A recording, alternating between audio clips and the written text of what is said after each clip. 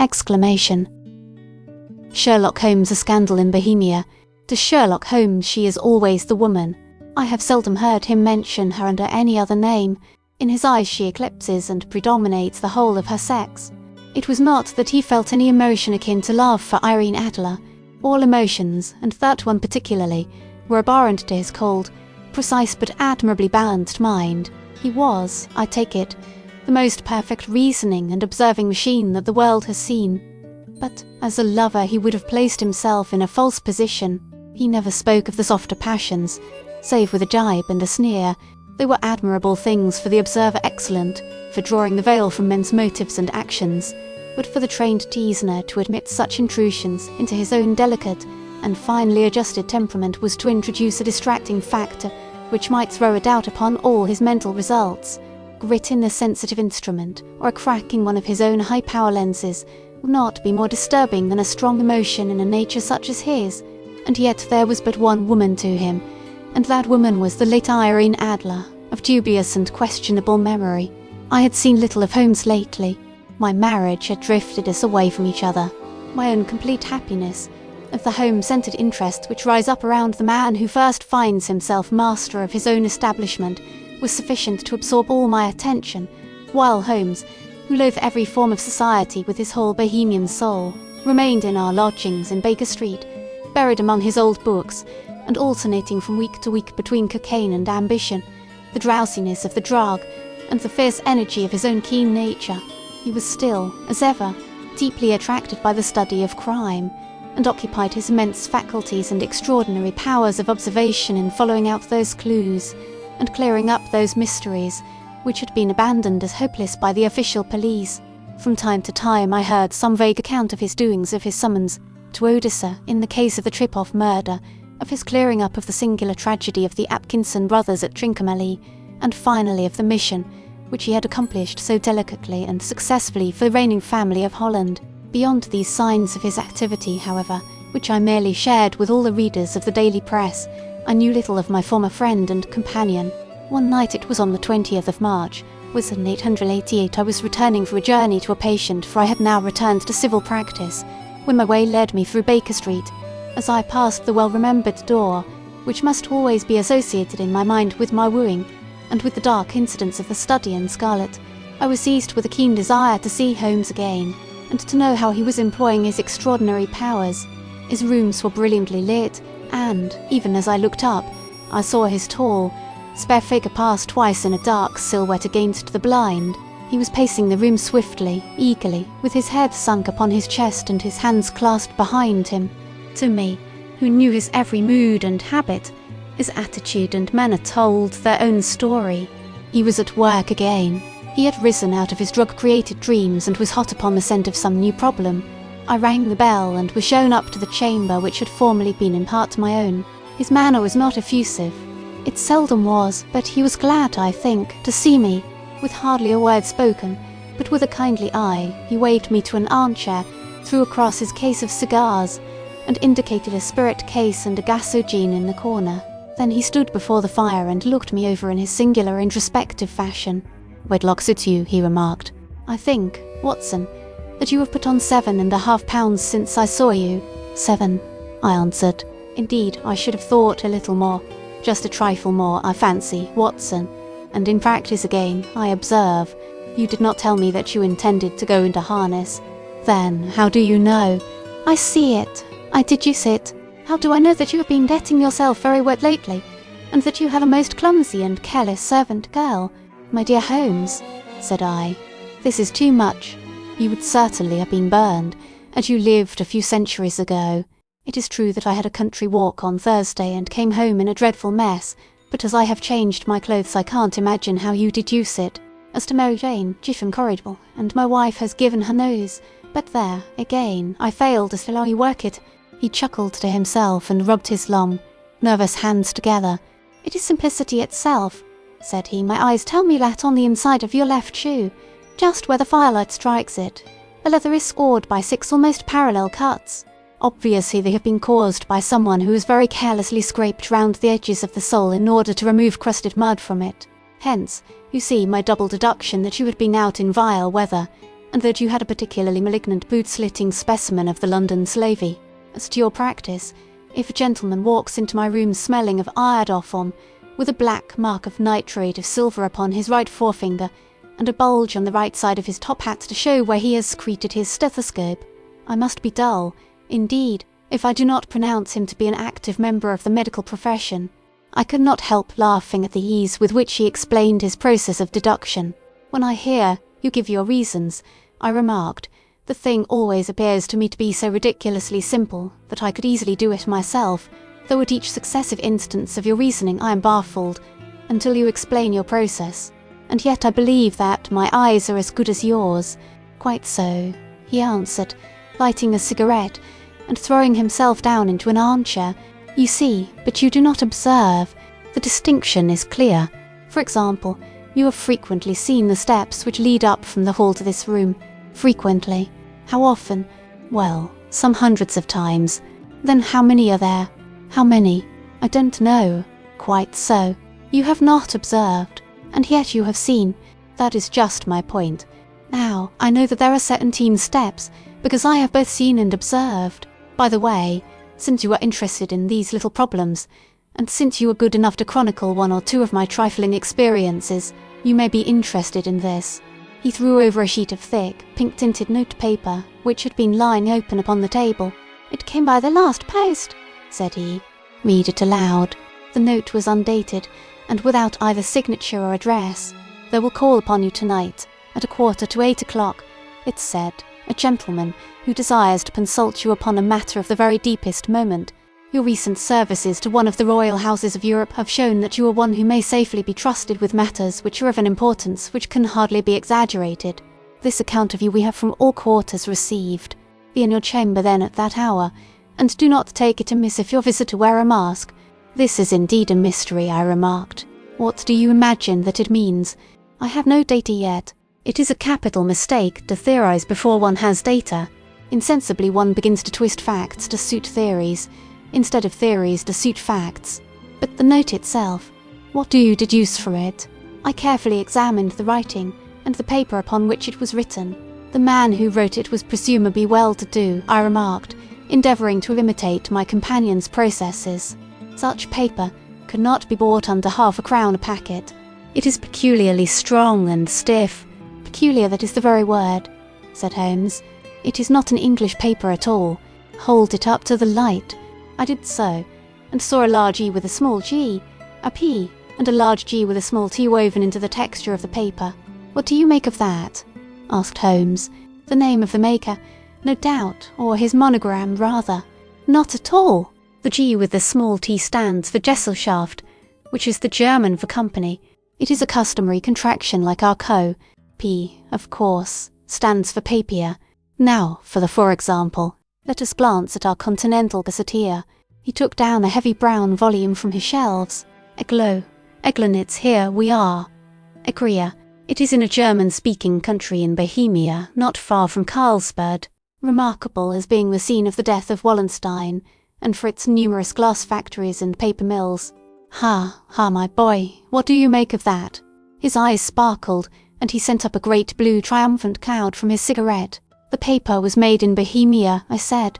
Precisely. And the man who wrote the note is a German. Do you note the peculiar construction of the sentence?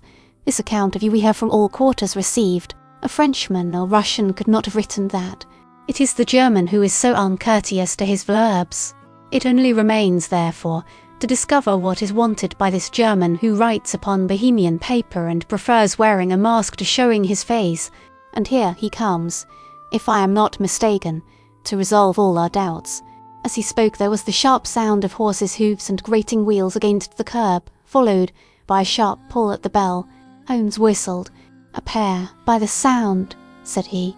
Yes, he continued, glancing out of the window.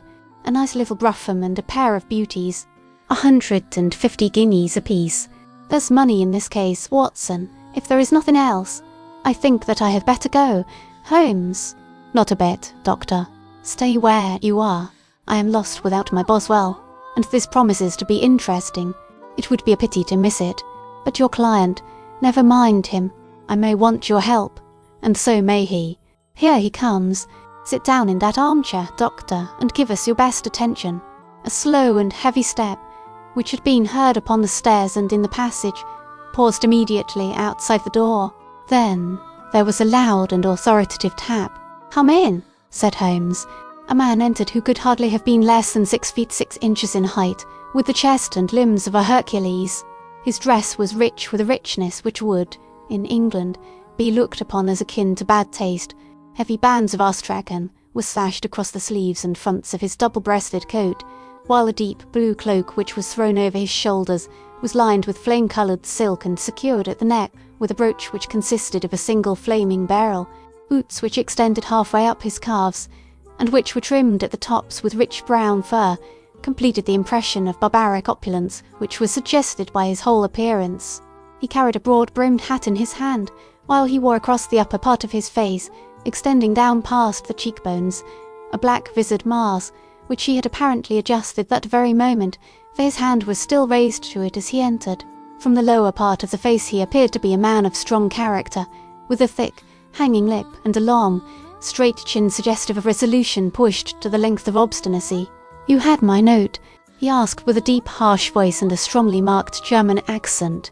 "I told you that I would call." He looked from one to the other of us, as if uncertain which to address. "Pray take a seat," said Holmes. "This is my friend and colleague, Dr. Watson, who is occasionally good enough to help me in my cases. Whom have I the honour to address?" "You may address me as the Count von Kram, a Bohemian nobleman. I understand that this gentleman, your friend, is a man of honour and discretion, whom I may trust with a matter of the most extreme importance. If not, I should much prefer to communicate with you alone." I rose to go, but Holmes caught me by the wrist and pushed me back into my chair. "It is both, or none," said he. "You may say before this gentleman anything which you may say to me." The Count shrugged his broad shoulders. "Then I must begin," said he, "by binding you both to absolute secrecy for 2 years. At the end of that time the matter will be of no importance. At present it is not too much to say that it is of such weight it may have an influence upon European history." "I promise," said Holmes. "And you will excuse this mask," continued our strange visitor. "The august person who employs me wishes his agent to be unknown to you, and I may confess at once that the title by which I have just called myself is not exactly my own." "I was aware of it," said Holmes dryly. "The circumstances are of great delicacy, and every precaution has to be taken to quench what might grow to be an immense scandal and seriously compromise one of the reigning families of Europe. To speak plainly, the matter implicates the great house of Ormstein, hereditary kings of Bohemia." "I was also aware of that," murmured Holmes, settling himself down in his armchair and closing his eyes. Our visitor glanced with some apparent surprise at the languid, lounging figure of the man who had been no doubt depicted to him as the most incisive reasoner and most energetic agent in Europe. Holmes slowly reopened his eyes and looked impatiently at his gigantic client. "If your Majesty would condescend to state your case," he remarked, "I should be better able to advise you."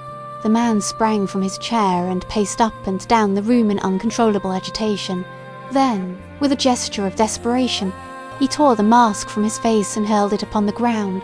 "You are right," he cried, "I am the king. Why should I attempt to conceal it? Why, indeed?"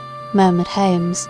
"Your Majesty had not spoken before I was aware that I was addressing Wilhelm Gottsrei, Sigismund von Ormstein, Grand Duke of Castle Felstein, and hereditary King of Bohemia. But you can understand," said our strange visitor, sitting down once more and passing his hand over his high white forehead, "you can understand that I am not accustomed to doing such business in my own person. Yet the matter was so delicate that I could not confide it to an agent without putting myself in his power. I have come incognito from Prague for the purpose of consulting you."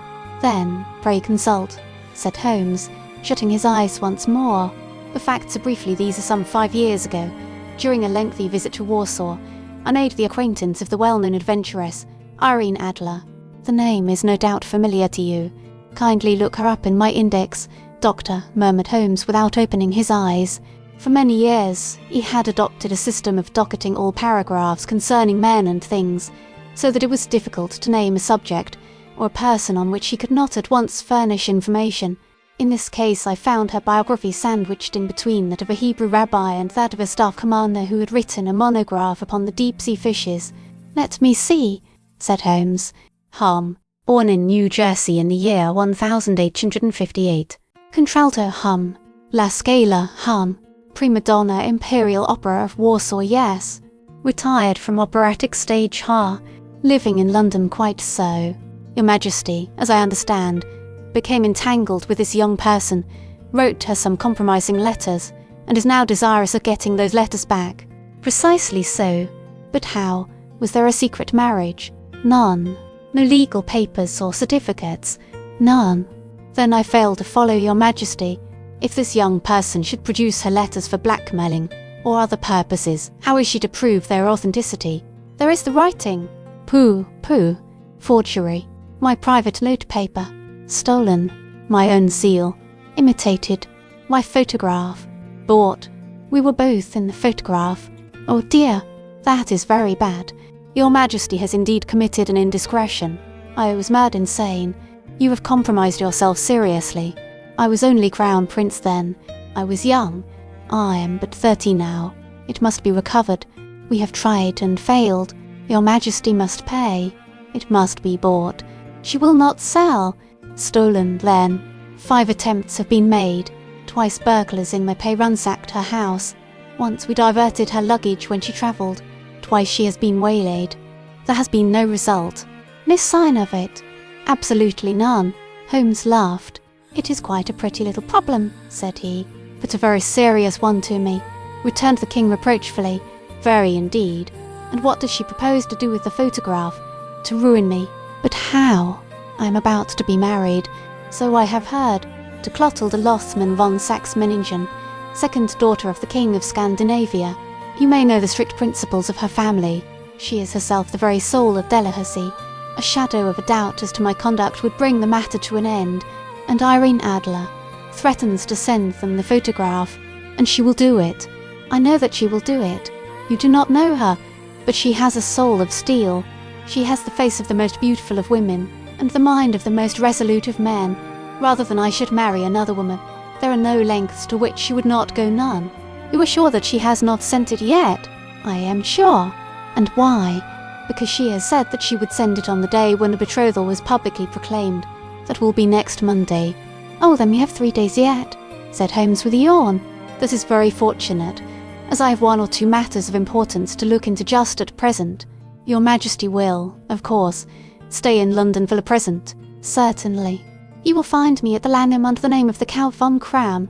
Then I shall drop you a line to let you know how we progress. Pray do so. I shall be all anxiety. Then, as to money, you have carte blanche. Absolutely. I tell you that I would give one of the provinces of my kingdom to have that photograph. And for present expenses. The king took a heavy chamois leather bag from under his cloak and laid it on the table. There are £300 in gold and 700 in notes, he said. Holmes scribbled a receipt upon a sheet of his notebook and handed it to him. And Mademoiselle's address, he asked, is Briony Lodge, Serpentine Avenue, St. John's Wood. Holmes took a note of it. One other question, said he. Was the photograph a cabinet? It was. Then, good night, Your Majesty, and I trust that we shall soon have some good news for you.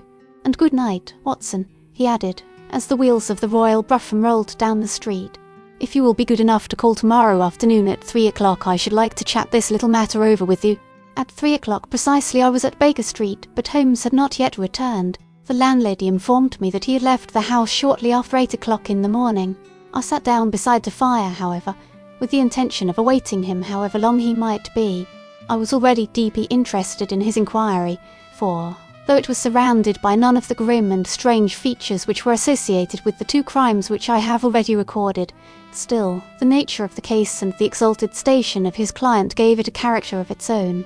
Indeed, apart from the nature of the investigation which my friend had on hand, there was something in his masterly grasp of a situation and his keen, incisive reasoning which made it a pleasure to me to study his system of work and to follow the quick, subtle methods by which he disentangled the most inextricable mysteries. So accustomed was I to his invariable success that the very possibility of his failing had ceased to enter into my head. It was close upon 4 before the door opened, and a drunken-looking groom, ill-kempt and side-whispered, with an inflamed face and disreputable clothes, walked into the room. Accustomed as I was to my friend's amazing powers in the use of disguises, I had to look 3 times before I was certain that it was indeed he. With a nod he vanished into the bedroom, whence he emerged in 5 minutes tweed-suited and respectable. As of old, putting his hands into his pockets, he stretched out his legs in front of the fire and laughed heartily for some minutes. Well, really, he cried, and then he choked and laughed again until he was obliged to lie back, limp and helpless, in the chair. What is it? It's quite too funny. I am sure you could never guess how I employed my morning, or what I ended by doing. I can't imagine. I suppose that you have been watching the habits, and perhaps the house, of Miss Irene Adler. Quite so, but the sequel was rather unusual. I will tell you, however. I left the house a little after 8 o'clock this morning in the character of a groom out of work. There is a wonderful sympathy and freemasonry among horsey men. Be one of them, and you will know all that there is to know. I soon found Briolli Lodge. It is a bijou villa, with a garden at the back but built out in front right up to the road, 2 stories. Shop locked at the door. Large sitting room on the right side, well furnished, with long windows almost to the floor, and those preposterous English window fasteners which a child could open. Behind there was nothing remarkable, save that the passage window could be reached from the top of the coach-house. I walked round it and examined it closely from every point of view, but without noting anything else of interest. I then lounged down the street and found, as I expected, that there was a mews in a lane which runs down by one wall of the garden. I lent the ostlers a hand in rubbing down their horses and received in exchange 2d, a glass of half and half, 2 fills of shag tobacco, and as much information as I could desire about Miss Adler, to say nothing of half a dozen other people in the neighbourhood in whom I was not in the least interested, but whose biographies I was compelled to listen to. And what of Irene Adler? I asked. Oh, she has turned all the men's heads down in that part. She is the daintiest thing under a bonnet on this planet, so say the Serpentine news to a man. She lives quietly, sings at concerts, drives out at 5 every day, and returns at 7 sharp for dinner. Seldom goes out at other times, except when she sings. Has only one male visitor, but a good deal of him. He is dark, handsome, and dashing, never calls less than once a day, and often twice. He is a Mr. Godfrey Norton, of the Inner Temple. See the advantages of a cabman as a confidant. They had driven him home a dozen times from Serpentine Mews, and knew all about him. When I had listened to all they had to tell, I began to walk up and down near Briolli Lodge once more, and to think over my plan of campaign. This Godfrey Norton was evidently an important factor in the matter. He was a lawyer. That sounded ominous. What was the relation between them, and what the object of his repeated visits? Was she his client, his friend, or his mistress? If the former, she had probably transferred the photograph to his keeping. If the latter, it was less likely. On the issue of this question depended whether I should continue my work at Briolli Lodge, or turn my attention to the gentlemen's chambers in the Temple. It was a delicate point, and it widened the field of my inquiry. I fear that I bore you with these details, but I have to let you see my little difficulties, if you were to understand the situation. I am following you closely, I answered. I was still balancing the matter in my mind when a hansom cab drove up to Briolli Lodge, and a gentleman sprang out. He was a remarkably handsome man, dark, aquiline, and moustached, evidently the man of whom I had heard. He appeared to be in a great hurry, shouted to the cabman to wait, and brushed past the maid who opened the door with the air of a man who was thoroughly at home. He was in the house about half an hour, and I could catch glimpses of him in the windows of the sitting room, pacing up and down, talking excitedly, and waving his arms. Of her I could see nothing. Presently he emerged, looking even more flurried than before. As he stepped up to the cab, he pulled a gold watch from his pocket and looked at it earnestly. Drive like the devil, he shouted, first to Gross and Amp, Haunties in Regent Street, and then to the Church of St. Monica in the Edgware Road. Half a guinea if you do it in 20 minutes. Away they went, and I was just wondering whether I should not do well to follow them when up the lane came a neat little landau, the coachman with his coat only half-button, and his tie under his ear, while all the tags of his harness were sticking out of the buckles. It hadn't pulled up before she shot out of the hall door and into it. I only caught a glimpse of her at the moment, but she was a lovely woman, with a face that a man might die for. The Church of St. Monica, John, she cried, and half a sovereign if you reach it in 20 minutes. This was quite too good to lose, Watson. I was just balancing whether I should run for it, or whether I should perch behind her landau when a cab came through the street. The driver looked twice at such a shabby fare, but I jumped in before he could object. "The Church of St. Monica," said I, "and half a sovereign if you reach it in 20 minutes. It was 25 minutes to 12, and of course it was clear enough what was in the wind. My cabby drove fast. I don't think I ever drove faster, but the others were there before us. The cab and the landau with their steaming horses were in front of the door when I arrived. I paid the man and hurried into the church. There was not a soul there save the two whom I had followed and the surprised clergyman, who seemed to be expostulating with them. They were all three standing in a knot in front of the altar. I lounged up the side aisle like any other idler who has dropped into a church. Suddenly, to my surprise, the three at the altar faced round to me, and Godfrey Norton came running as hard as he could towards me. "Thank God," he cried. "You'll do. Come, come." "What then?" I asked. "Come, man, come, only 3 minutes, or it won't be legal." I was half dragged up to the altar, and before I knew where I was I found myself mumbling responses which were whispered in my ear and vouching for things of which I knew nothing, and generally assisting in the secure tying up of Irene Adler, spinster, to Godfrey Norton, bachelor. It was all done in an instant, and there was the gentleman thanking me on the one side and the lady on the other, while the clergyman beamed on me in front. It was the most preposterous position in which I ever found myself in my life, and it was the thought of it that started me laughing just now. It seems that there had been some informality about their licence, that the clergyman absolutely refused to marry them without a witness of some sort, and that my lucky appearance saved the bridegroom from having to sally out into the streets in search of a best man. The bride gave me a sovereign, and I mean to wear it on my watch chain in memory of the occasion. "This is a very unexpected turn of affairs," said I. "And what then?" Well, I found my plans very seriously menaced. It looked as if the pair might take an immediate departure, and so necessitate very prompt and energetic measures on my part. At the church door, however, they separated, he driving me Dimple to her. "I shall drive out in the park at 5 as usual," she said as she left him. I heard no more. They drove away in different directions, and I went off to make my own arrangements. "Which are?" "Some cold beef and a glass of beer," he answered, ringing the bell. "I have been too busy to think of food, and I'm likely to be busier still this evening. By the way, Doctor, I shall want your cooperation." "I shall be delighted. You don't mind breaking the law?" "Not in the least. Nor running a chance of arrest?" "Not in a good cause." "Oh, the cause is excellent." "Then I am your man. I was sure that I might rely on you. But what is it you wish?" "When Mrs. Turner's brought in the tray I will make it clear to you. Now," he said as he turned hungry on the simple fare that our landlady had provided, "I must discuss it while I eat, for I have not much time. It is nearly 5 now. In 2 hours we must be on the scene of action. Miss Irene, or Madam rather, returns from her drive at 7. We must be at Briony Lodge to meet her. And what then? You must leave that to me. I have already arranged what is to occur. There is only one point on which I must insist. You must not interfere, come what may. You understand. I am to be neutral, to do nothing whatever. There will probably be some small unpleasantness. Do not join in it. It will end in my being conveyed into the house. 4 or 5 minutes afterwards the sitting-room window will open. You are to station yourself close to that open window.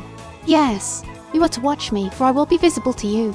Yes, and when I raise my hand so you will throw into the room what I give you to throw, and will, at the same time, raise the cry of fire. You quite follow me? Entirely. It is nothing very formidable," he said, taking a long cigar-shaped roll from his pocket. "It is an ordinary plumber's smoke, rocket, fitted with a cap at either end to make it self-lighting. Your task is confined to that. When you raise your cry of fire, it will be taken up by quite a number of people. You may then walk to the end of the street, and I will rejoin you in 10 minutes. I hope that I have made myself clear. I am to remain neutral, to get near the window, to watch you, and at the signal to throw in this object, then to raise the cry of fire, and to wait you at the corner of the street." "Precisely. Then you may entirely rely on me. That is excellent. I think, perhaps, it is almost time that I prepare for the new role I have to play." He disappeared into his bedroom and returned in a few minutes in the character of an amiable and simple-minded nonconformist clergyman. His broad black hat, his baggy trousers, his white tie, his sympathetic smile, and general look of peering and benevolent curiosity was such as Mr. John Hare alone could have equalled. It was not merely that Holmes changed his costume, his expression, his manner, his very soul seemed to vary with every fresh part that he assumed. The stage lost a fine actor, even as science lost an acute reasoner, when he became a specialist in crime. It was 6:15 when we left Baker Street, and it still wanted 10 minutes to the hour when we found ourselves in Serpentine Avenue. It was already dusk, and the lamps were just being lighted as we paced up and down in front of Briony Lodge, waiting for the coming of its occupant. The house was just such as I had pictured it from Sherlock Holmes's succinct description, but the locality appeared to be less private than I expected. On the contrary, for a small street in a quiet neighbourhood, it was remarkably animated. There was a group of shabbily dressed men smoking and laughing in a corner, a scissors grinder with his wheel, 2 guardsmen who were flirting with a nurse girl, and several well-dressed young men who were lounging up and down with cigars in their mouths. "You see," remarked Holmes, as we paced to and fro in front of the house, "this marriage rather simplifies matters.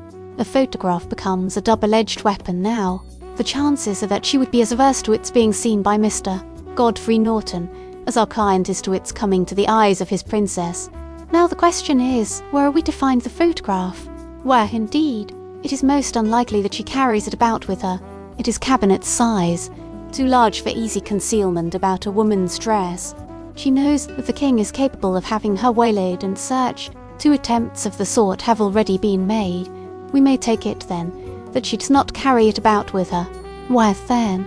Her banker or her lawyer? There is that double possibility, but I am inclined to think neither.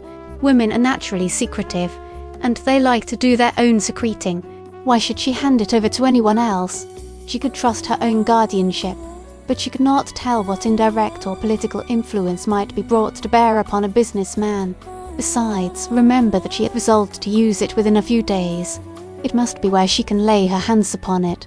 It must be in her own house, but it has twice been burgled. He sure, that did not know how to look. But how will you look? I will not look. What then? I will get her to show me, but she will refuse. She will not be able to.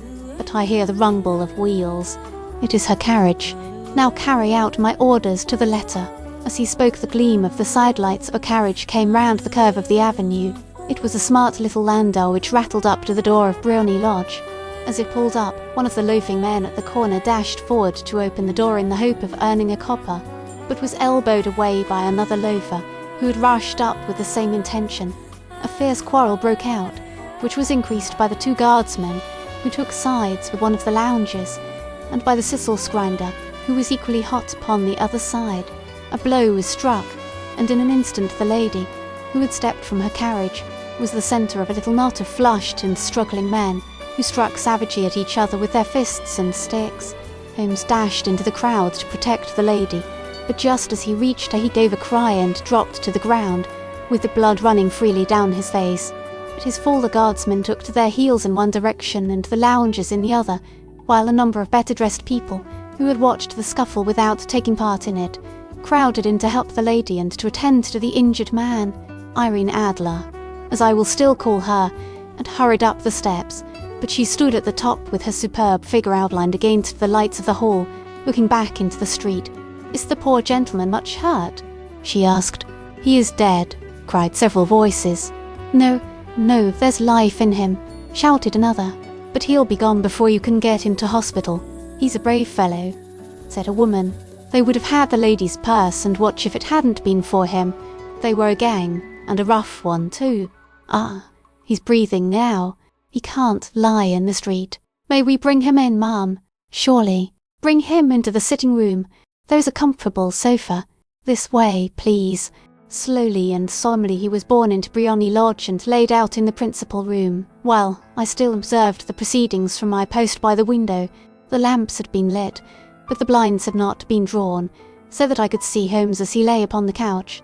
I do not know whether he was seized with compunction at that moment for the part he was playing, but I know that I never felt more heartily ashamed of myself in my life than when I saw the beautiful creature against whom I was conspiring, or the grace and kindliness with which she waited upon the injured man. And yet it would be the blackest treachery to Holmes to draw back now from the part which he had entrusted to me. I hardened my heart and took the smoke rocket from under my ulster. After all, I thought, we are not injuring her. We are but preventing her from injuring another. Holmes had sat up upon the couch, and I saw him motion like a man who is in need of air. A maid rushed across and threw open the window. At the same instant I saw him raise his hand, and at the signal I tossed my rocket into the room with a cry of fire. The word was no sooner out of my mouth than the whole crowd of spectators, well-dressed and ill gentlemen, ostlers, and servant maids joined in a general shriek of fire. Thick clouds of smoke curled through the room and out at the open window. I caught a glimpse of rushing figures, and a moment later the voice of Holmes from within assuring them that it was a false alarm. Slipping through the shouting crowd, I made my way to the corner of the street, and in 10 minutes was rejoiced to find my friend's arm in mine, and to get away from the scene of uproar.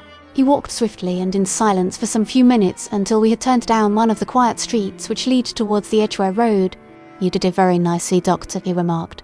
"Nothing could have been better. It is all right. You have the photograph. I know where it is. And how did you find out? She showed me as I told you she would. I am still in the dark. I do not wish to make a mystery," said he, laughing. "The matter was perfectly simple. You, of course, saw that everyone in the street was an accomplice. They were all engaged for the evening. I guessed as much. Then, when the row broke out, I had a little moist red paint in the palm of my hand. I rushed forward, fell down, clapped my hand to my face, and became a piteous spectacle. It is an old trick that also I could fathom. Then they carried me in. She was bound to have me in. What else could she do? And into her sitting room, which was the very room which I suspected. It lay between that and her bedroom, and I was determined to see which. They laid me on a couch. I motioned for air. They were compelled to open the window, and you had your chance. How did that help you? It was all important. When a woman thinks that her house is on fire, her instinct is at once to rush to the thing which she values most. It is a perfectly overpowering impulse, and I have more than once taken advantage of it. In the case of the Darlington substitution scandal it was of use to me, and also in the Yarnsworth Castle business. A married woman grabs at her baby, an unmarried one reaches for her jewel box. Now it was clear to me that Our Lady of today had nothing in the house more precious to her than what we are in quest of. She would rush to secure it. The alarm of fire was admirably done. The smoke and shouting were enough to shake nerves of steel. She responded beautifully. The photograph is in a recess, behind a sliding panel just above the right bell pull. She was there in an instant, and I caught a glimpse of it as she half drew it out.